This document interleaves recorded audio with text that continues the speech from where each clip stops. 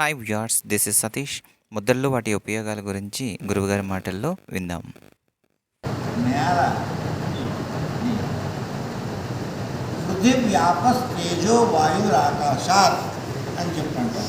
పృథివీ అంటే ఇది, వ్యాపస్ తేజో ఆపస్ పంచభూతాల్లోకి కలిసిపోతుంది.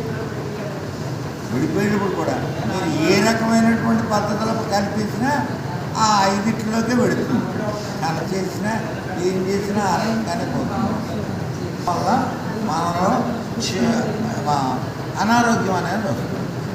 ఆ అనారోగ్యం రాకుండా వీటిని డిఫరెంట్ కాంబినేషన్స్లో ఇలా పెట్టుకొని దీన్ని ముద్రలు అని చెప్పారు. ఈ ముద్రల్లో ముఖ్యమైనటువంటి ముద్ర మీకు నొప్పి తగ్గడానికి ఇది వాయు ముద్ర అని చెప్పారు. ఈ చూపుడు వేలుని ఇక్కడికి పెట్టి బొట్టన వేలు దీనికి మధ్యలో మూలలో పెట్టి బొట్టన వేలుతో నొక్కి పెట్టాలి.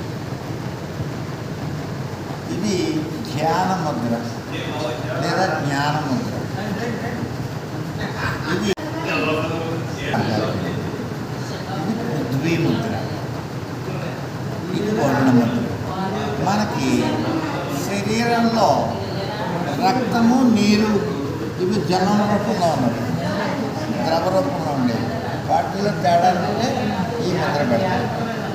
యూరిన్ ట్రాక్ ప్రాబ్లం ఉంది, కిడ్నీ ప్రాబ్లం ఉంది, యూటీఏ ప్రాబ్లం ఉంది, ప్రోస్టేట్ ప్రాబ్లం ఉంది అనుకుంటే ఈ ముద్ర తగ్గుతుంది.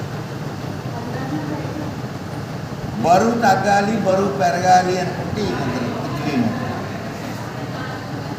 చెవికి సంబంధించిన సమస్యలు ఆకాశంలో మనకు చెప్తారు కదా, వచ్చి చెవికి సంబంధించిన సమస్యలు అంటే ఆకాశం.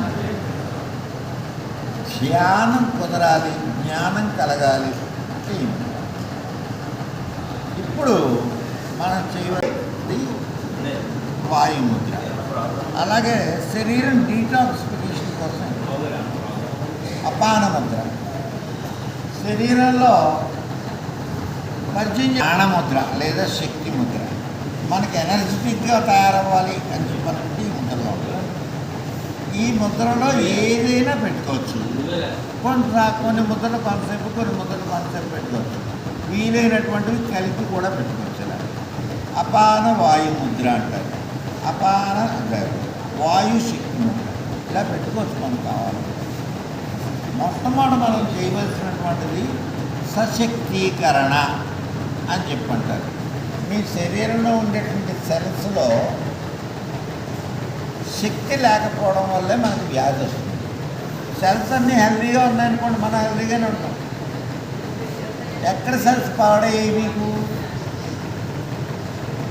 అంచేత అక్కడ దృష్టి పెట్టండి.